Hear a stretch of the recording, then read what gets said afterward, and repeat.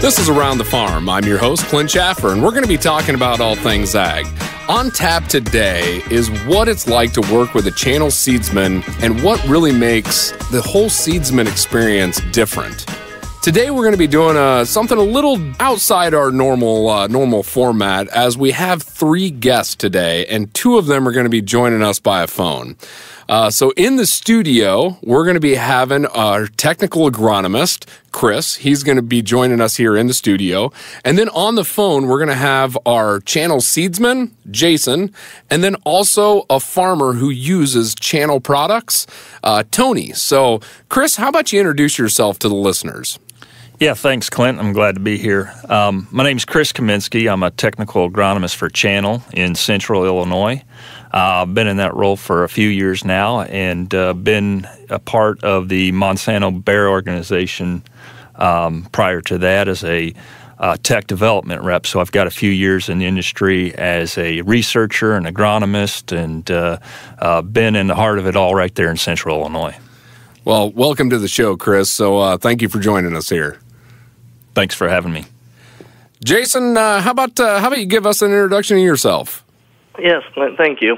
Jason Watson, East Central Illinois, Champaign County, channel seedsman. How long have you been a channel seedsman, Jason? I have been selling seeds since I got out of college in 2005. I've been with Channel going on my 3rd year. Nice. Also farm as well, is that correct? That is correct. We also have a corn and soybean operation, family farm that I partake in as well. Excellent. Well, Tony, how about save the best for last here? So how about you introduce yourself? Yeah, my name is Tony Stierwalt. I'm a 5th-generation farmer from southwest Champaign County, Ivesdale, Sedoris area. Been farming with my dad for, forever. Really didn't start having true role on the farm until about 2012, so that was an interesting start, but everything's going good now, and yeah, just really the first year getting going with channel seeds. So wow, 5th-generation farmer, so I would imagine you know those fields like the back of your hand at this point in time. Yes, some of them have been around for a long time, so works out that way. Well, that is great. It's going to be exciting to get your perspective of the entire channel seedsman perspective here. So, well, first, hey, we're gonna jump back over to Chris and really start looking at it from an agronomist standpoint. Just kind of give us an overview of really the role that you play when working with both the seedsman and the farmer. Yeah, so it's an exciting role as an agronomist because it gives you an opportunity to work with our seedsman, our farmer, but also the bigger channel brand and bringing products to the market. So one of the things that I do is evaluate the products that are on the market and also make some selections for products that will be coming into the market. And that involves assessing the local needs of our customers that our seedsmen are working with so that we can bring the products that have the most value to their farm. That's one aspect of it. The other aspect is just providing agronomic support for our customers throughout the growing season, and even after the growing season when they're planning their operation and making their plans for the year. And then in season, it's a lot of it is making these field checkup visits or just visiting with our dealers and customers to help them agronomically get a handle on what's going on with their fields and giving them advice, giving them recommendations, and making sure they're fully prepared to handle the season and anything that may come up. Well, I know you mentioned the field checkup series there, Chris, and I feel like probably a lot of our conversation today, specifically in the growing seasons, is really going to kind of revolve around that field checkup series. Can you kind of explain what that really means? What's really behind that field checkup series? Yeah, well, in my opinion, the field checkup series is a pretty valuable thing. It involves visits that are made during the seedling growth stage, during the vegetative growth stage, the reproductive, and at maturity. I look at it as something that a lot of our seedsmen are doing anyhow. And it was something that a good seedsman would do. And but this is really putting it into a formal process. It's an easier way to communicate with the customer, the farmer, on what is going on out in the field, and it really gives it some structure, and it just is a clean, easy way to get information to the customer at valuable times and help them assess where their operation's at and how things are progressing. And really, if it's my understanding, after each evaluation, essentially a report is generated at the end of that? Yeah, that's an option there, is to generate a custom crop report that the seedsman can give to the grower, and then he can get an idea of what is being seen out in the fields, and then if there's action that's needed to be taken, it can be recommended in there, or just advice or something to watch for maybe, or some kind of thing that may need to just pay special attention to. From an agronomist perspective there, Chris, I would imagine Channel has a very large portfolio of products. Is it kind of up to you to help, figure out which products are best for that seedsman's area, to kind of work through some of that? Yeah, that's a part of it. And we do a number of tests, research plots, whatever it may be, to get an idea of which products are performing well in that given area. And this is where I think there's some differentiation, is our seedsmen can take that on a real local level and apply it to their specific customer base. And you could go even one step further and think of what Climate FieldView and yield analysis can really do. So, and I've been in research for a number of years, and the way I look at it is we could do all sorts of research on these products, on our research farms, or even some on-farm grower trials that we do, but they'll never truly match every single situation out there. So each operation or each field is really unique in how it's been treated, whether it's from the tillage standpoint, the crop protection inputs, the fertility and the nitrogen applied. What Climate really allows you to do is analyze how those products are performing on your acre. That takes it to such a local level that I can give lots of advice on the trends that we're seeing, on the things that we've seen work well in other situations, and then a grower can utilize that information to make decisions on his farm, and then he can use Climate to really evaluate, was that a good decision? Did that work? What do I need to change? How can I alter that and make it even better? Because you're really covering a larger area and have multiple seedsmen that you're working with in as well, correct? That's right, yeah. I work across central Illinois, kind of from Bloomington to Champaign down to Decatur and Lincoln, covering lots of counties there. So, in the course of a growing season, you could see different weather patterns, especially this year. That's the understatement of the year, to see different weather patterns from one side of the state to the other. And that can give you a chance to evaluate products in different environments and different rainfall events and different planting dates and things like that. So I can get that really big, broad picture, and then our seedsmen can really take it to a more local level with their customer base. Well, Chris, being that you do cover that pretty large swath there, I'd like to get your take while you're sitting here. I mean, give me a quick little synopsis of Chris's view into plant 2019. Right, it is all over the board, and I don't want to make some folks feel depressed, but there are some good spots out there. I will say that there's some corn out there, some bean fields that are coming right along, but the vast majority are not where we would like them to be in terms of their development and what it looks like they have for potential. Obviously, it's almost entirely related to the weather, but more specifically, what I'm seeing is the soil conditions at planting time or the weather soon after planting. Specifically, the problems that I'm seeing are a lot of sidewall compaction where the crop was put in under wet conditions, and I don't chastise people for having to do that. It was, you could count sometimes the hours available to plant this year. But a lot of it has to do with the sidewall compaction we're seeing. In some cases, the lack of being able to close the seed furrow, and that's caused a lot of problem. And then on top of that, we have ponding issues that happened in many cases soon after planting. I guess if I was to kind of classify it, I do see some good crops that were planted early.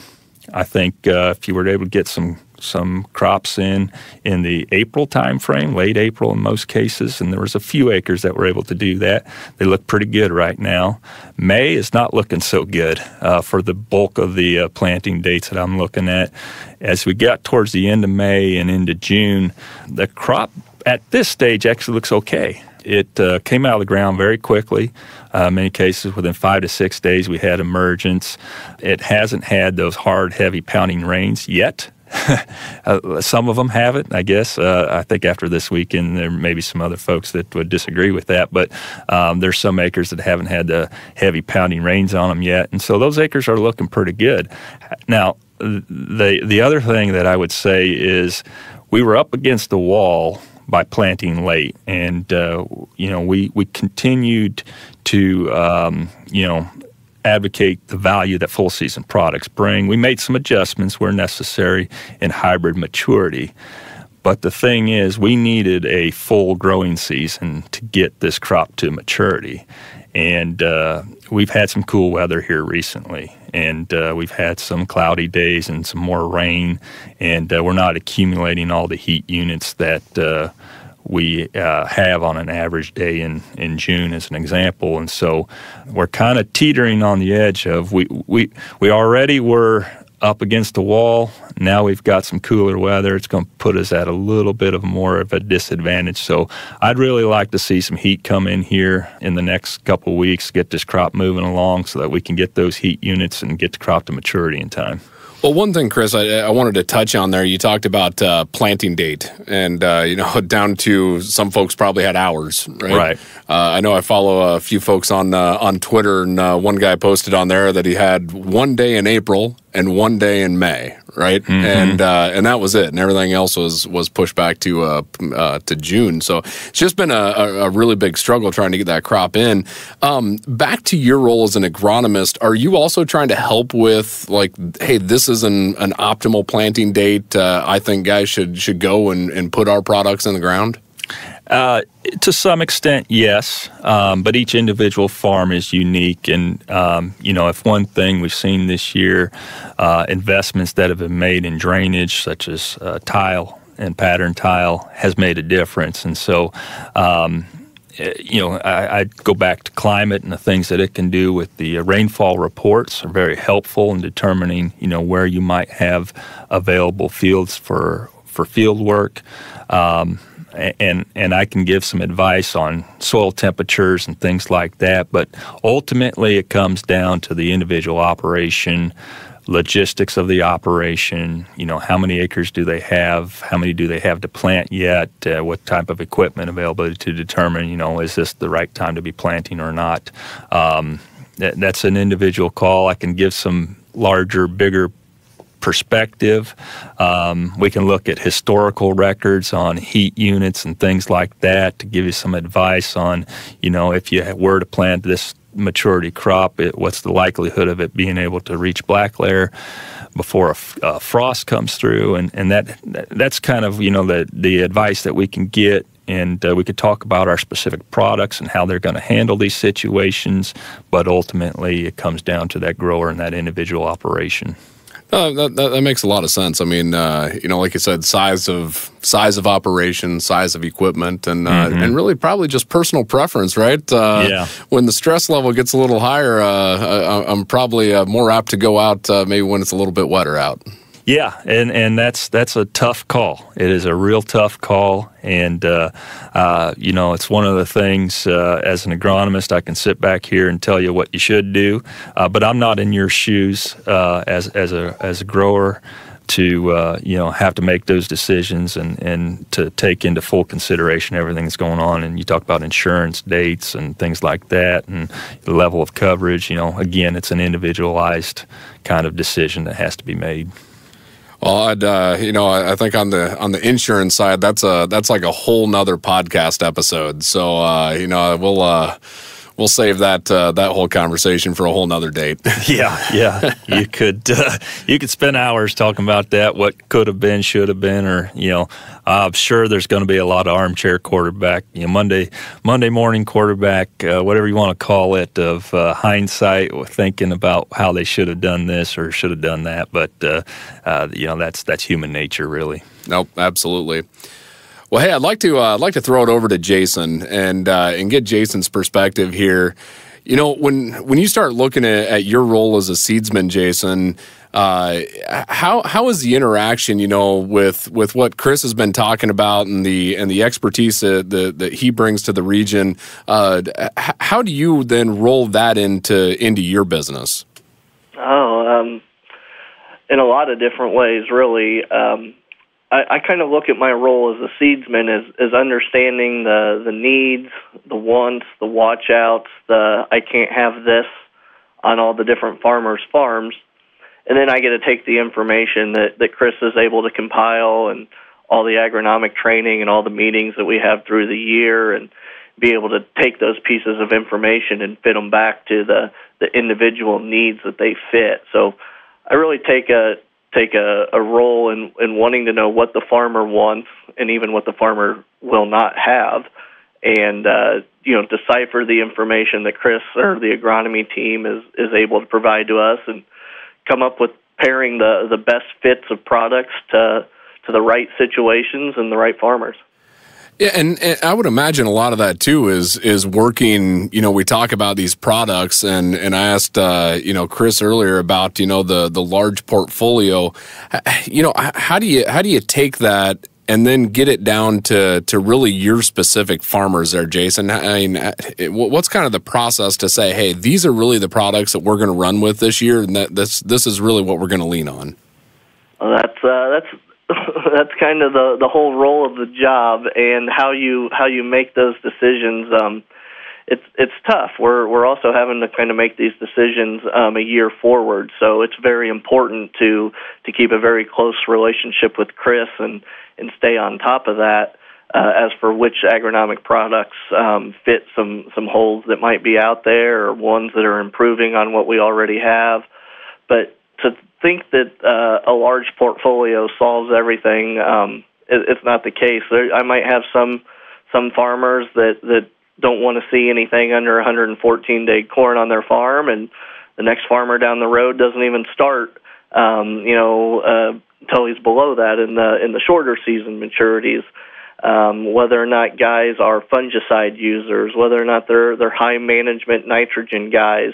Every farm operates within, kind of the boundaries of their own farm, and being able to best understand our products and put those products in the positions of the farmers that will be using them is the key. And there's all sorts of different ways to go about that, and the ultimate answer is building a portfolio of products and having as much understanding and information of those products to fit the needs is the answer. Yeah, so I would imagine that some of that information is also gathered by doing things like putting multiple products in a field, whether it's side-by-sides or even putting in a test plot then for farmers. Are you doing some of that then as well, Jason? Absolutely. Obviously, with the hand Mother Nature dealt us this year, it was a chore to be able to take that extra time to do that, and many guys did, and we put out lots of plots. And another caveat on that is the Climate platform in itself, of being able to record planting information, the yield analysis tool, the ability to know where stuff was planted and harvested. We are boots on the ground seedsmen. We're boots on the ground farmers. We are out in there constantly looking. The smallest of details can make a difference to us, and in the ability to test a product, then to even understand under what rotations or what management programs or what populations. It's just a never-ending journey to fully understanding these products, and we go to all means we can to do so. Well, I know, I've put a few plots in myself, and one of the things that I have to ask, and we'll mute Chris's headphones so he can't hear your answer. But I mean, now what does it take to get him out there to help you put that plot in? I mean, is he out there, throwing bags around and vacuuming things out for you? Well, to Chris's defense, he's very busy doing that, and also, if I can, to put a feather in our own hat. We have done it so often. We have quite the system, and someone that might be new to it just doesn't fit in. So we have a crew of guys and a format and an order, and I'm very proud of how efficient we are in cleaning out the planters and organizing the plot and staking it and entering it properly into the climate system and all else. So I know Chris is out there helping, and I also know that I have a team that's on the ball doing it as well.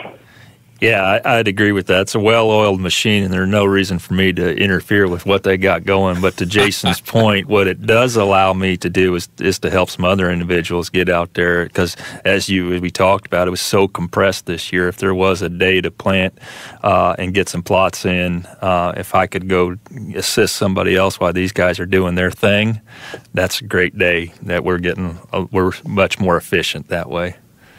Man, I thought I was going to throw you guys a curveball, and you guys just rolled right through that. I tell you what, that was a darn good answer right there. Well, Jason, you talked about the team around you, and really, probably more importantly, the team that you put around your farmers then as well. Can you take us through, what is that team that you build around each one of your farmers to really help them through that entire season?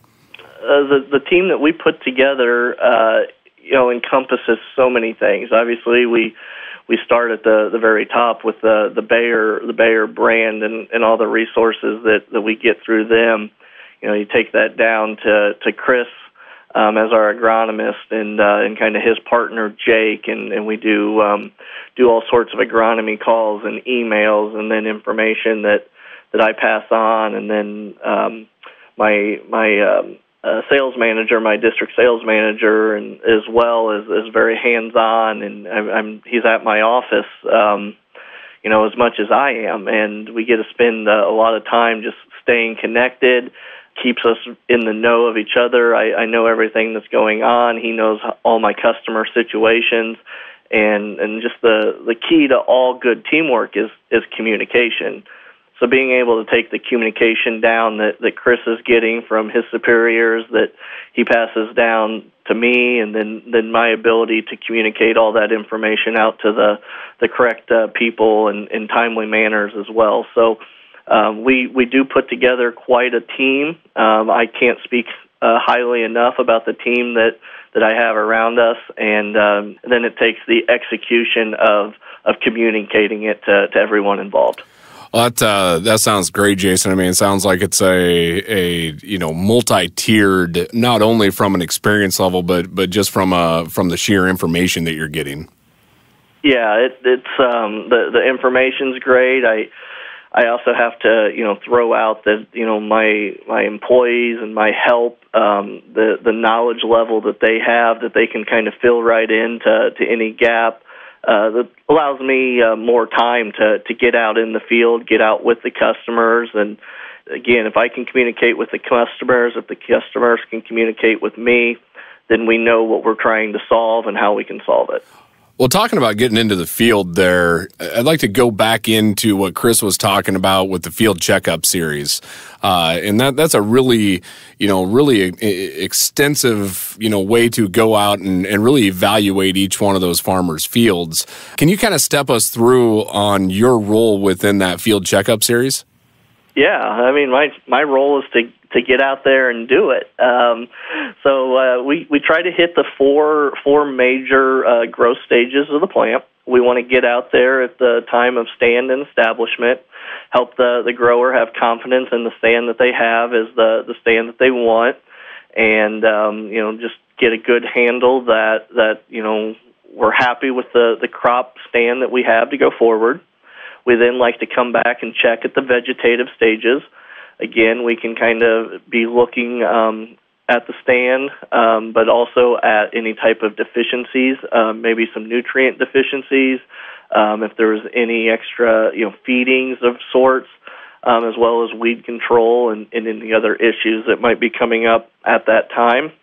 And then we want to go back at the pollination, the reproductive time, and just make sure that have the fungicide discussion, just have the discussion of where we're at crop health-wise as we go into reproduction.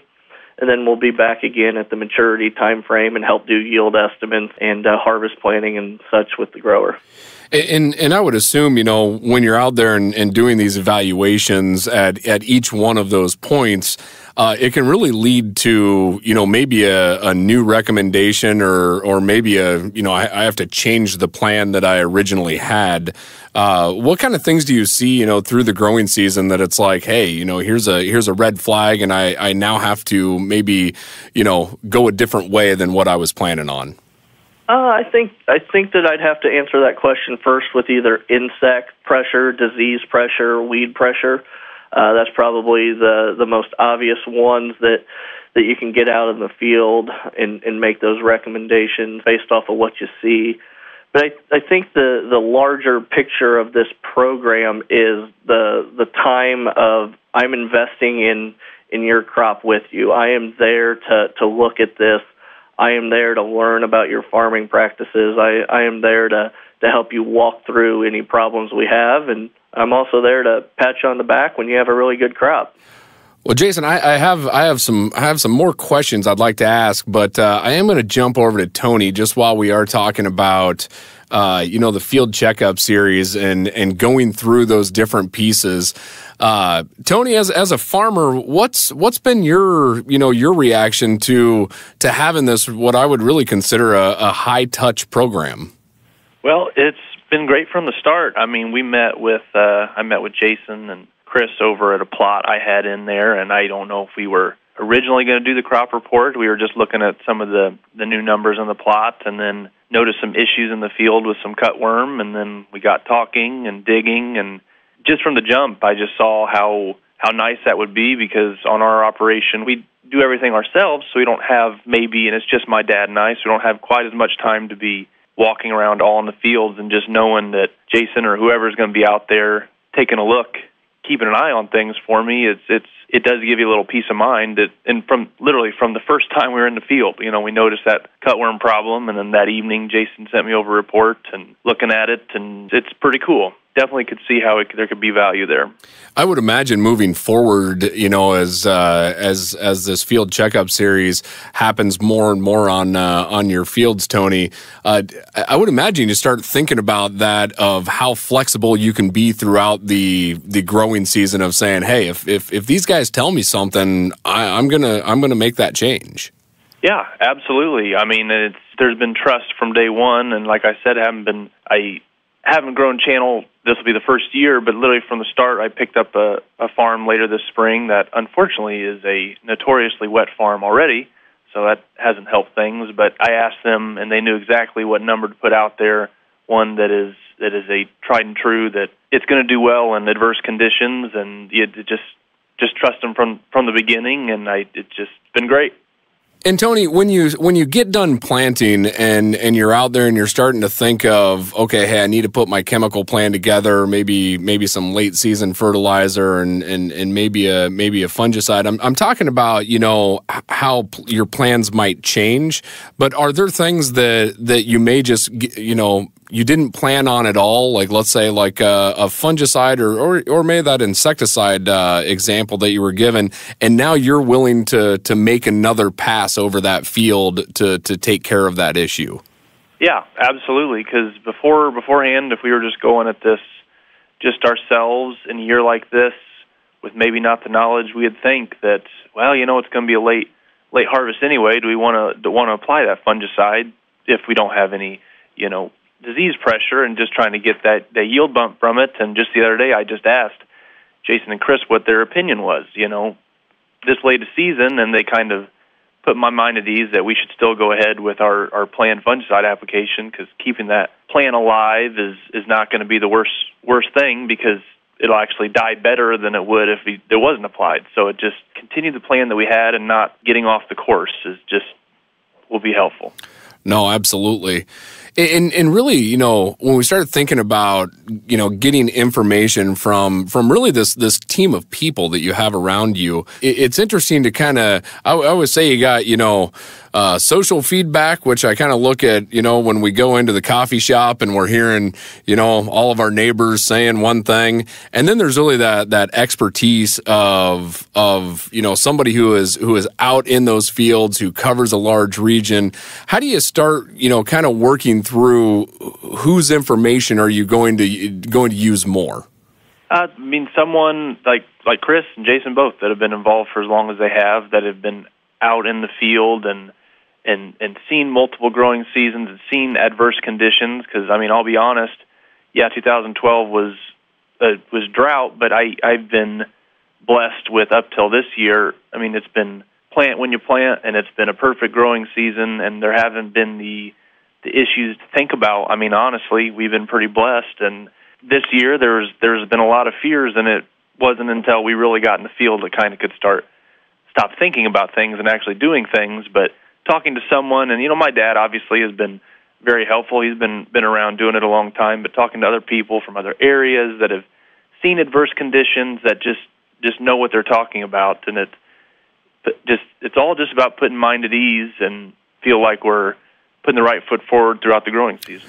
Now, you talk about, you know, talking to folks from other areas. You know, I've mentioned it multiple times on the podcast, you know, that it's amazing how the ag Twitter community is kind of exploding here.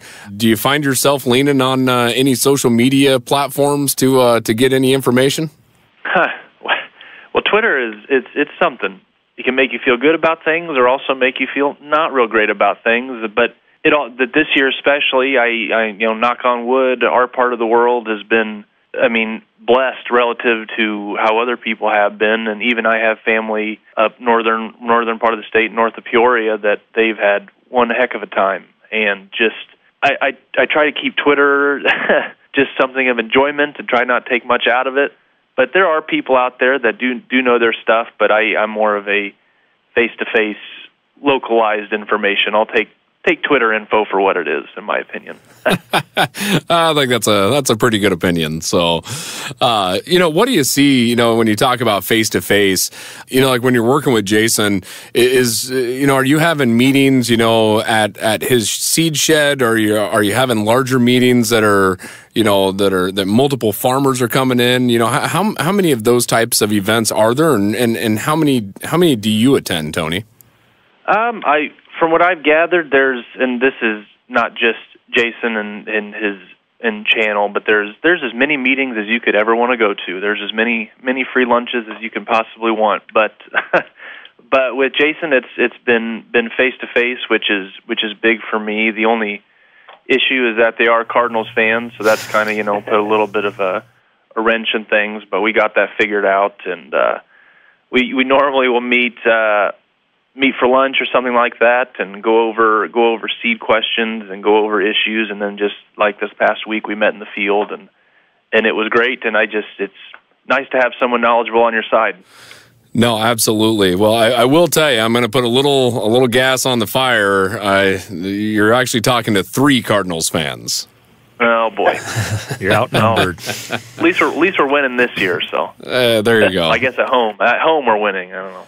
Yeah. I was. It's unfortunate we can't win in Chicago, right? So. Well, we can't win in St. Louis either, so it works out. Hey, there you go.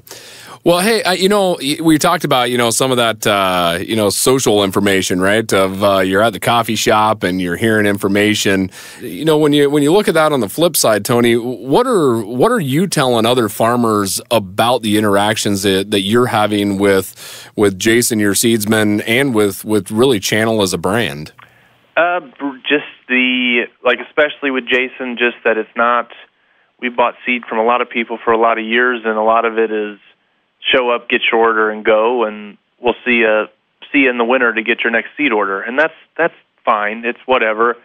But in this day and age, every little bit counts, and there's a lot of information out there.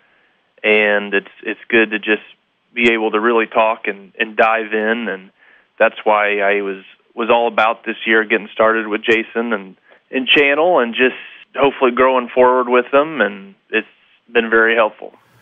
And also, one of the other, pieces of information is also that data that we're collecting when they're, out there planting and spraying and harvest.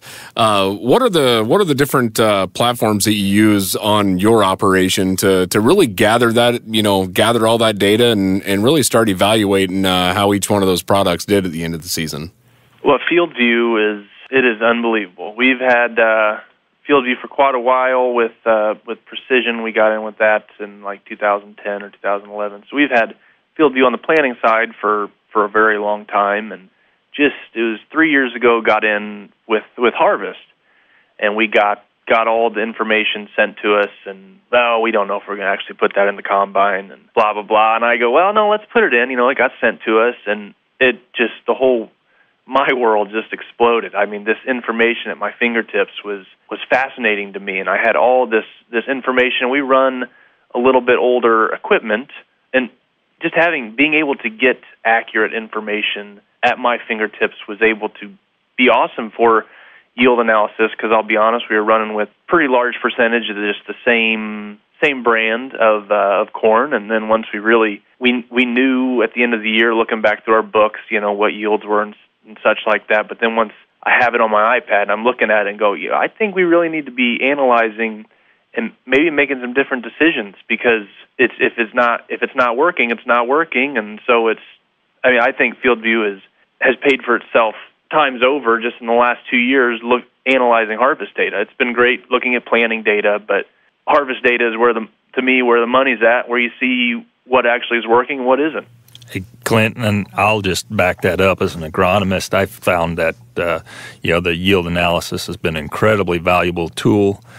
We talked about this year and the difficulty of getting in plots. I know we've had some success in getting some plots in East Central Illinois, but across much of the state we haven't. And Tony was an example of one where we were able to get some hybrids planted in some larger blocks and we'll be able to do some analyzation over multiple soil types and things like that.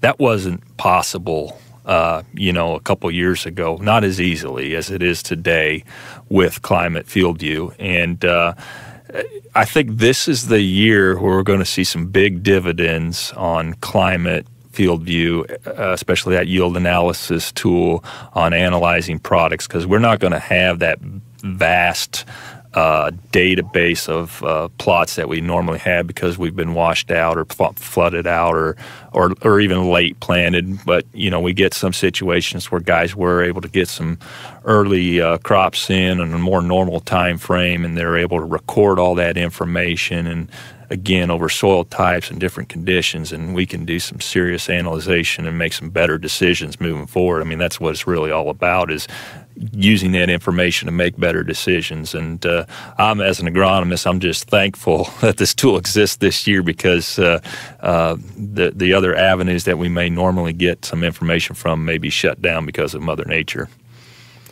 No, that makes a lot of sense. I'd like to get Jason's perspective on this as well. I would imagine that if you have multiple farmers that are all using the same platform, it may give you a lot better outlook, into really what's happening within your territory there. Jason, how are you using FieldView today? Oh man, I'm using FieldView every way I can. The iPad goes with me everywhere I can. It's great that I have so many customers like Tony that are willing to share their fields and share where stuff is planted, and be able to talk about the yield analysis tool at the end and be able to evaluate stuff. And so I use FieldView all the time. I take my pictures, I drop my pins, I pull up the iPad and I show people what I'm seeing, what I'm finding. I send them the reports. It's awesome. I wish every customer was on the FieldView platform. It would allow the data transparency or the information transparency between me and the grower to be so much streamlined. And I get guys that are taking pictures of their harvest maps, right from the combine, snapping a picture and sending it to me and circling the spot and saying, this is the spot we walked last summer. It did exactly like we thought, and it's just an amazing tool to help a seedsman, and it's, as Tony just got done saying, such an amazing tool for a farmer that's craving the information at their fingertips. Well, if I'm not mistaken, Jason, you had a beautiful baby in October, and if I'm not mistaken, I think there's kind of a funny FieldView story that kind of wraps around that, isn't there?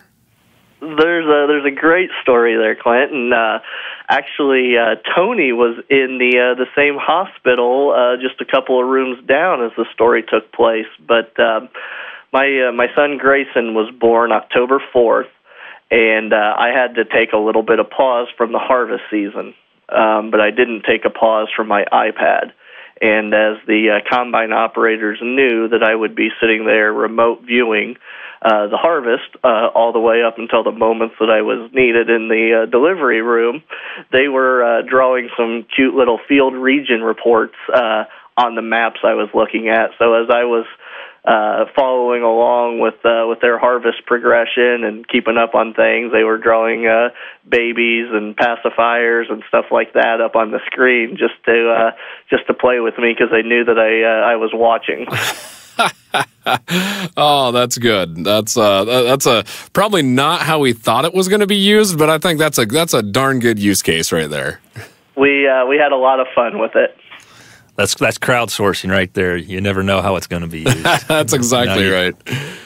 My daughter was born October 3rd, and the person that I knew I was following along didn't quite think it was as fun drawing pictures. I just kept getting texts about, quit following along and pay attention to your baby, was what I was getting from my dad, because they knew that I was just sitting there watching along. And, I will say that as side note, that's one of the coolest aspects of FieldView is that remote view, checking in, watching, and keeping up with yields and wondering why things are going the way they were when I'm not there. But yeah, Jason, your story's a little more heartfelt. Mine was more just like, leave me alone.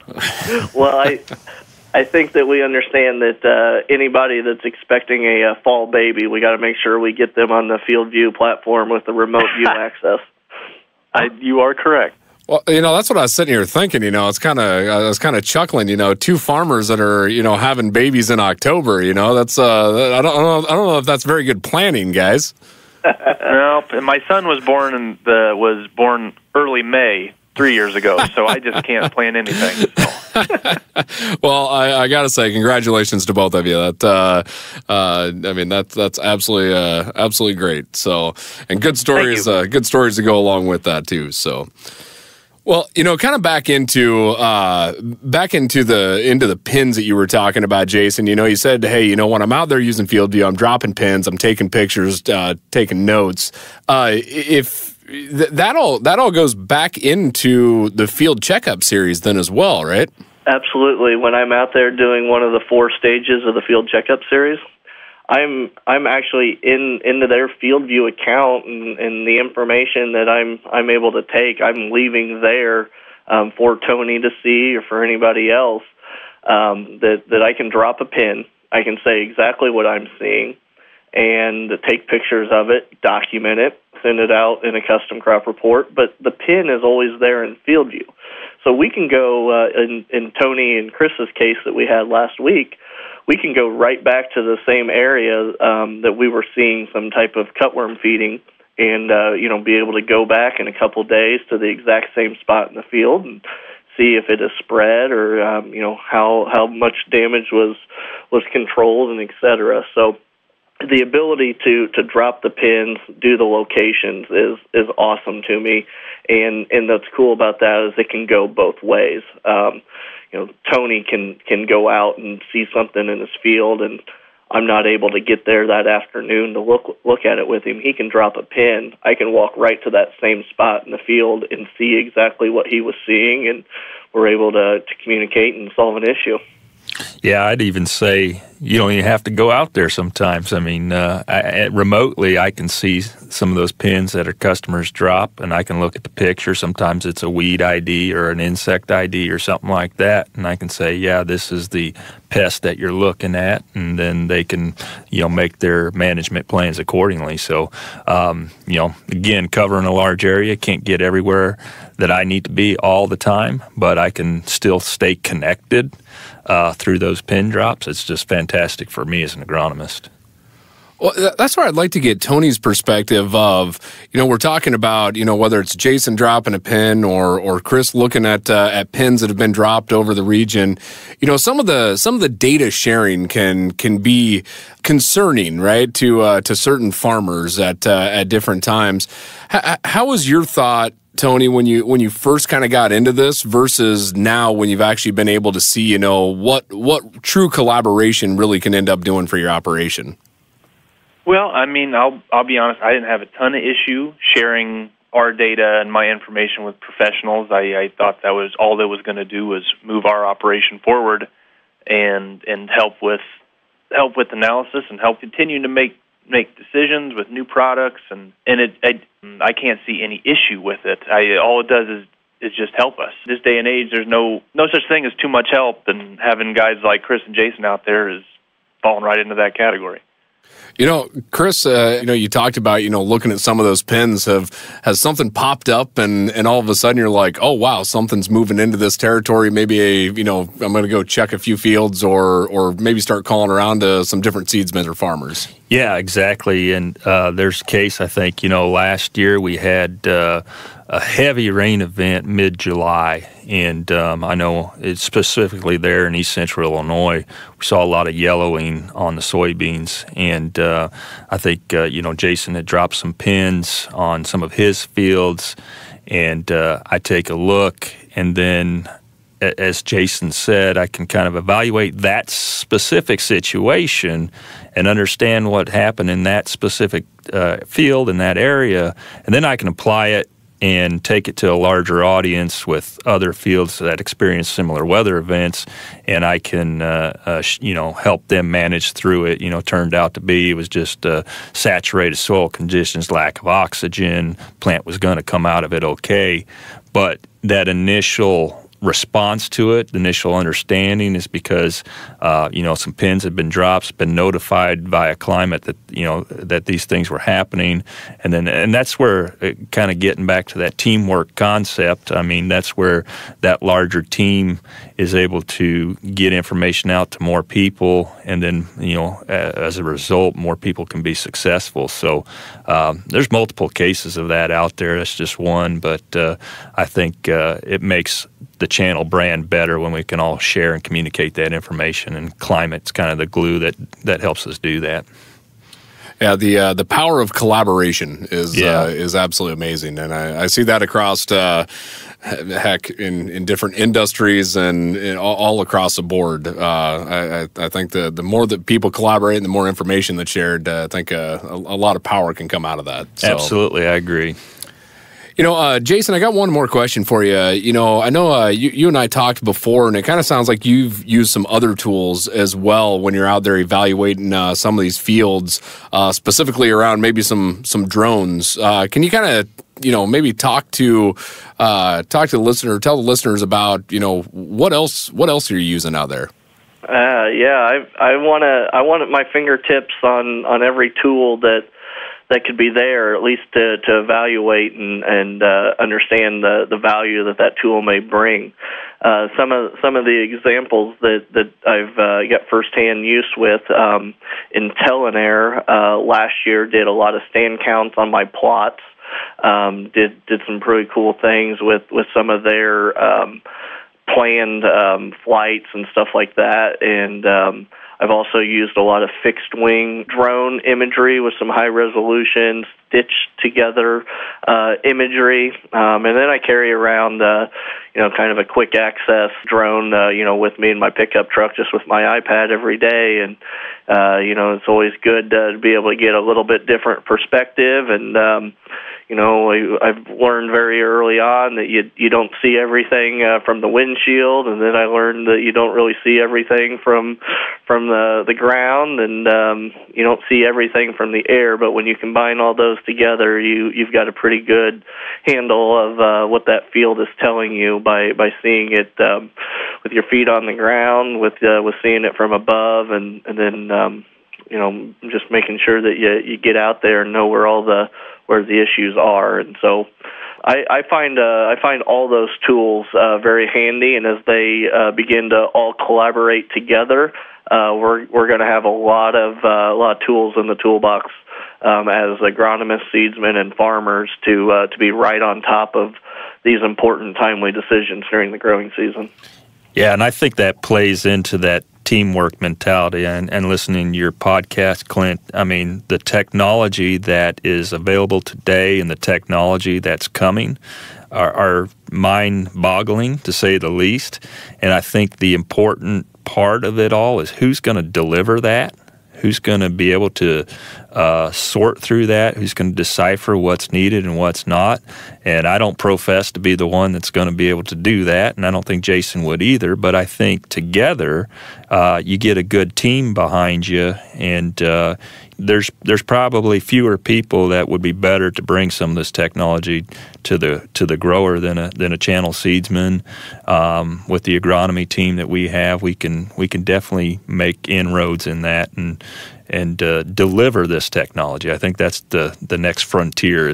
I think the technology's there. It's all about delivering it and how it's going to get to the end user. And I think the seedsmen, the agronomist, and the DSMs, and everybody within that team is how it's going to happen. Well, Tony, from your perspective, I know at least for me, I like working with companies that are working with that latest technology and really driving some of that adoption. What's your thought? I mean, when you're working with folks, I mean, do you want to see them adopting that latest technology to help bring more information to your farm?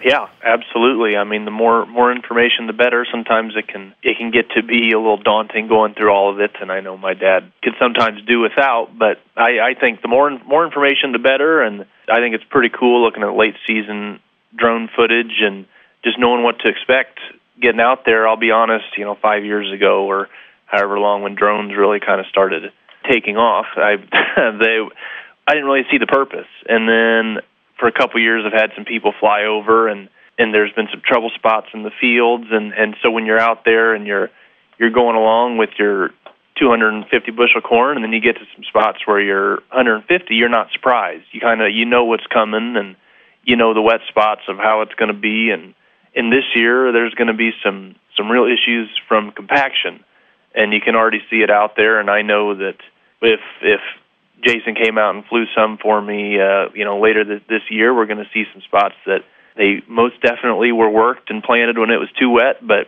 we did what we could. But no, I think more data the better, and we can sift through it and get what we can, but just much as I can have at my fingertips is what I want. No, absolutely. I fully agree. And I don't want it to pass. I mean, I have to call out that I think that you just did probably the best dad pun that has happened on the podcast to date. So that's I didn't want to pat myself on the back, but that was pretty good. I thought that was fantastic. So well, thanks. Glad I could be good for something. Hey, there you go. Well, hey, I know listeners that are wanting to go out and really kind of keep track of what's going on. They can use the hashtag Field Checkup Friday to really kind of track the Field Checkup series across the nation, right? Yep, that'd be correct. Hey, there we go. So, well, hey guys, we're gonna go ahead and wrap up, and I just want to say, thank you to all three of you for coming on. It's been great to really kind of step through, the role of the agronomist, within that team, feeding information down into the seedsman, how the seedsman then can really take that information to the local level and really start helping out their farmers, and really then getting the farmer perspective as well from Tony, and really seeing how this really impacts the operation. And along the way, we got to find out that Tony has a little less baseball taste than the rest of us, but hey, that's just part of it. Nobody's perfect. Right. We gotta work on that. So, well, Tony, thank you for coming on. I appreciate the time, and glad that Plant 19's behind us here. But thank you for coming on the show. Absolutely. Well, thanks for having me. Jason, same thing to you. I appreciate you coming on and giving us your perspective there. So thanks for joining us. Well, it was my pleasure. Thank you. And Chris, thanks for coming down, driving down to the studio here and sitting here and having this conversation with me. So I appreciate that. Absolutely, Clint. Glad to be here and glad to chat with you here today. And thank you to the listeners for tuning in and listening to this episode. And as always, Around the Farm is brought to you by Climate FieldView. This is the last episode for the growing season, although we may have a few bonus episodes that get thrown out there every now and then. And then, of course, we'll prep up for our harvest episodes that'll be coming later this year. Now, don't miss any episodes. Be sure to subscribe either on Apple Podcast or Stitcher or Google Play or wherever you're listening to it now, or go out to climate.com and find our podcast out there. Also, I want to hear from you, so be sure to send in your thoughts or your questions by going to Twitter and using the FieldView Twitter handle @FieldView, and then use the hashtag FieldViewClint so I can find your tweets. I'd love to answer your questions in upcoming episodes. And speaking of feedback, we'd love it if you'd take a minute to rate the show, give us 5 stars, and give us a review. As always, we'll see you around the farm.